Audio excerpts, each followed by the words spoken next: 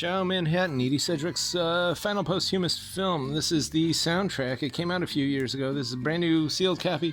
Interesting upstreet, downtown, East Village, Malibu type, humming hipster anthems, and done by a number of people, including Richie Havens, the guy who opened Woodstock, and John Phillips, as well as Kim Fowley of Rocky Horror fame, and most especially Gino Pasercio, who was a big guy in the Warhol scene actor. He was with Edie in Space and Beauty Number 2. Then he wrote a lot of the songs for this film and performed them, and they're on here. And interestingly enough, he was also one of the early masters of the Moog, but as far as I know, none of those recordings exist. But this is terrific stuff.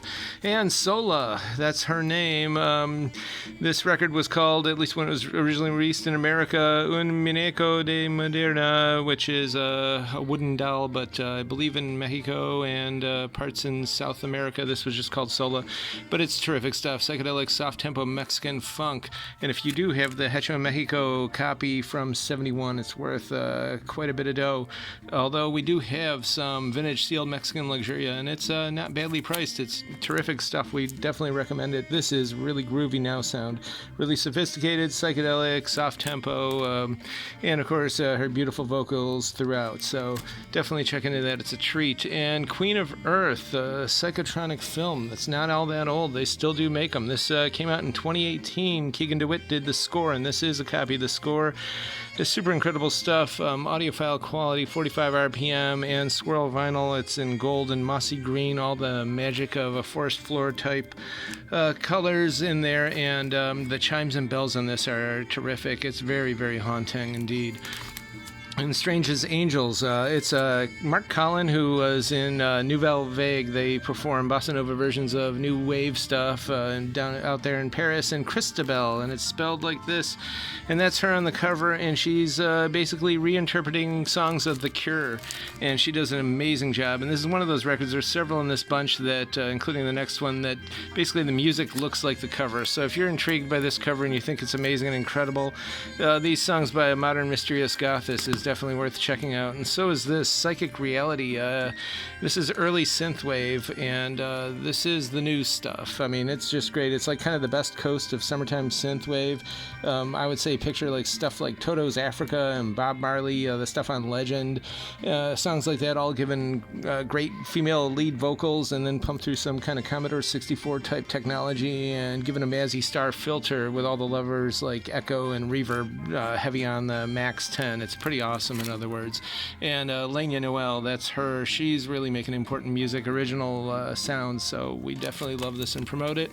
And we're living in a PKD world, definitely. So A Scanner Darkly, the great Richard Linklater's interpretation of Philip K. Dick's novel. This is the Graham Reynolds soundtrack, limited edition, marbled vinyl, and there's a bunch of interesting short takes of sound on here. There's a bunch of them, and DJ Spooky even touches on one of them. So if you like the movie, like the book, like the scene, that's it. And Pacific Breeze 2, number one's been long sold out. We're trying to keep this stocked, so it's a total of 4 LPs if you count both volumes of incredible Japanese city pop, AOR, and boogie. And this was the series that really brought stuff like this into people's eyes and ears out here in the West. And if you like the cover, Hiroshi Nagai, he's that Japanese pop artist. I kind of feel like he's a Japanese David Hockney. I'm just saying, I'm throwing it out there, we can get high-quality lithographs that are actually blacklight activated of this cover. And the price isn't too bad. I believe it's 30 USD. They're rolled up. And if you're interested, either drop a note in the comments or come on in, talk to us, text us, whatever. But this is a good one. It's got Bread and Butter, which is kind of like really early jazz type stuff, doing Pink Shadow. That was kind of almost proto-city pop. And then, Piper's Hot Sand and the Sadistics, the Tokyo Taste. This is just music for going so far west that you're east. And the Bevist Front, actually, from the East Coast, from England, they're pretty terrific. Great psychedelia. If you're into psych, of course, they take that 60s psych pop sound and rub it through 90s indie interpretation is kind of how I always thought of them. But he's incredible. This is 2 LP, terrific stuff. So definitely look into that, as well as Frank Maston. He's a modern luxuria master, one of probably the top 3 out there right now. And it's got the same groovy goodness as Stereolab, soft tempo swinging sounds. If you're into that feeling like when you first heard Stereolab and you're kind of understanding what they're doing, that's what Frank Maston's doing now. It's a great take on the late 60s, early 70s sound, bringing it into now.